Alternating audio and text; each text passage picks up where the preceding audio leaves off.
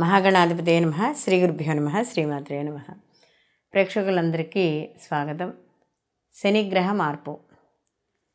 శని భగవానుడు 2025 మార్చ్ 29 వరకు కూడా ఈయన కుంభరాశిలో ఉండి తదనంతరం ఈయన మీనరాశిలోకి స్థితి పొందడం అనేది జరుగుతుంది. అంటే 2.5 సంవత్సరాల తరువాత ఈయన మార్పు అనేది చెందుతున్నాడు. అయితే ఇందులో వక్రగ్రతులు, అతిచారము ఇవన్నీ కూడా మధ్యలో మనకి కనపడేవే. అయితే ఏదైనా 2.5 సంవత్సరాల తర్వాత ఆయన మార్పు అనేది చెందబోతున్నాడు.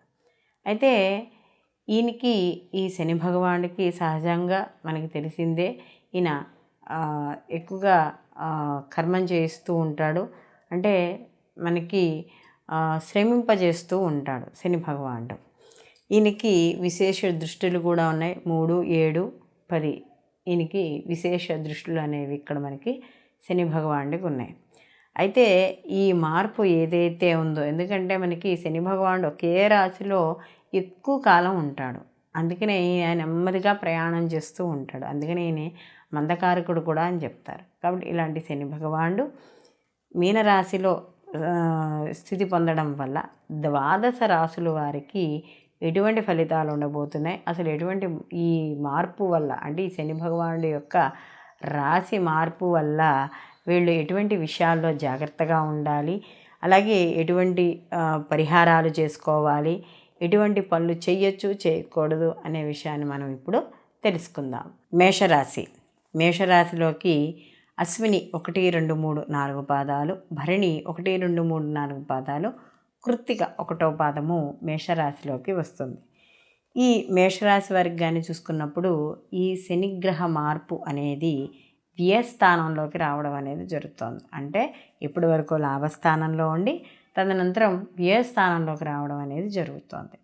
వ్యయస్థానంలో ఎప్పుడైతే శని భగవానుడు వస్తున్నాడో అప్పటి నుండి వీళ్ళకి ఏలినాటి శని ప్రారంభం అవుతుంది. అంటే 30 సంవత్సరాల తర్వాత వీళ్ళకి ఈ మేషరాశి వాళ్ళకి ఏలినాటి శని అనేది ప్రారంభం అవుతుంది.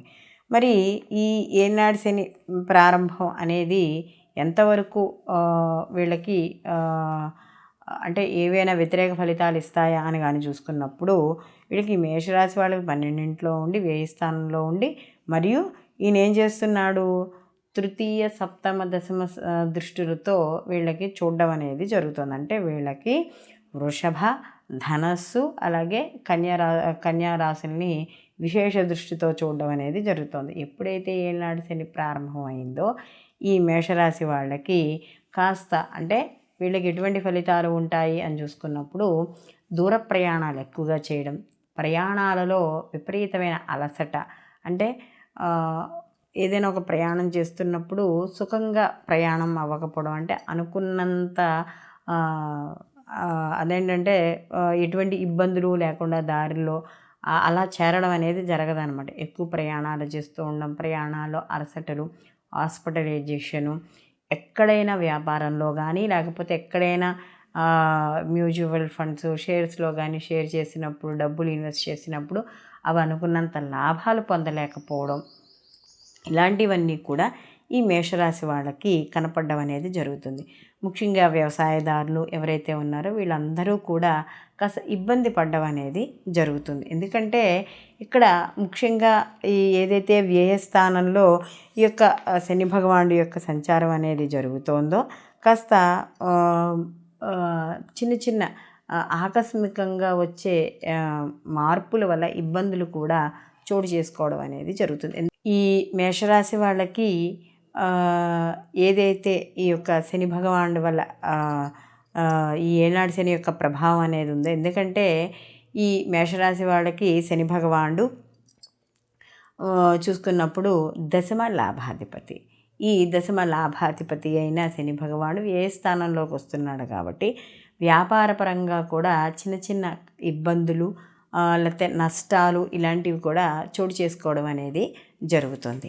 అలాగే ఆకస్మికంగా తీసుకునే నిర్ణయాల వల్ల ఒక్కోసారి నష్టపోయే అవకాశం కూడా ఇక్కడ మనకి కనబడుతోంది. కాబట్టి ఇలాంటి విషయాల్లో కూడా కాస్త జాగ్రత్త వహించుకుంటూ ఉండాలి. అలాగే ముఖ్యంగా ఇక్కడ ఏదైతే ఈ శని భగవానుడి వల్ల ఎప్పుడైతే కంటిన్యూషన్ ఎప్పుడైతే శని భగవానుడు కూడా వీళ్ళకి ఏనాడు శని ప్రారంభం అవుతుందో, సహజంగా మనం చెప్పుకున్నప్పుడుగా మందకారకుడు కదా, ఎప్పుడైతే ఈ మందకారకుడు ఉన్నాడో కాస్త మనకి చేసే పనిలో బద్ధకం రావడం, లేకపోతే పనులు వాయిదా వేయడం, ఎప్పటికప్పుడు పనులు వాయిదా వేసుకుంటూ వెళ్ళాలి, ఈరోజు చేద్దాంలే తర్వాత చేద్దాంలే.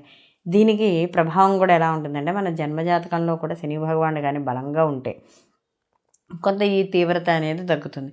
అలాగే జన్మజాతకంలో కూడా కొద్దిగా ఏమైనా ఆయన యొక్క అంటే ఆయన బలంగా లేడనుకోండి, దానికి తగ్గట్టుగా గోచారంలో కూడా ఏనాడు శని ప్రభావం అనేది ఉంటుంది. కాబట్టి కొంచెం క్రమశిక్షణ లోపము, లేకపోతే స్నేహితుల వల్ల వాటి వల్ల నష్టపోవడం, లేకపోతే ఎలాంటి చెడు స్నేహాలకు చెడు అలవాట్లకి అలవాటు పడడం, ఇలాంటివన్నీ కూడా ఈ ఏనాడు శని యొక్క ప్రభావం వల్ల కనబడుతూ ఉంటాయి.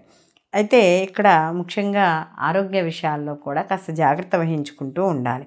అంటే ఎలాంటి విషయాలు, ముఖ్యంగా ఈ నేత్రానికి కంటికి సంబంధించిన విషయాల్లోనూ, అలాగే ఆరోగ్య సమస్యలు ముఖ్యంగా ఈ పంటికి సంబంధించినవి, ఈ మోకాలు లేకపోతే వెన్నుపూస ఇలాంటివి, కీళ్ళకి సంబంధించినవి, ఇలాంటి రుగ్మతులు వచ్చే అవకాశం, లేదా ఆల్రెడీ అలాంటి వాటితో ఇబ్బంది పడిన వాళ్ళు కొంచెం తీవ్రత ఎక్కువగా ఇబ్బంది పడుతూ ఉండడం అనేది కనబడుతూ ఉంటుంది. అలాగే అనవసరమైన ఖర్చులు ఎక్కువగా కనబడుతూ ఉంటాయి.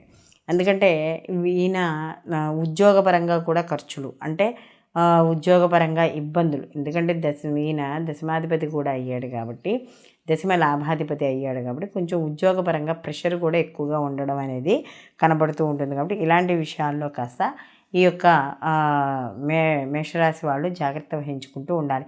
ఏదేవైనా కూడా మేషరాశి వాళ్ళకి ఈ యొక్క ఏనాడు శని అనేది ప్రారంభం అవుతోంది కాబట్టి ఆర్థిక ఆరోగ్య విషయాల్లో మాత్రం తప్పనిసరిగా జాగ్రత్త వహించుకోవాలి.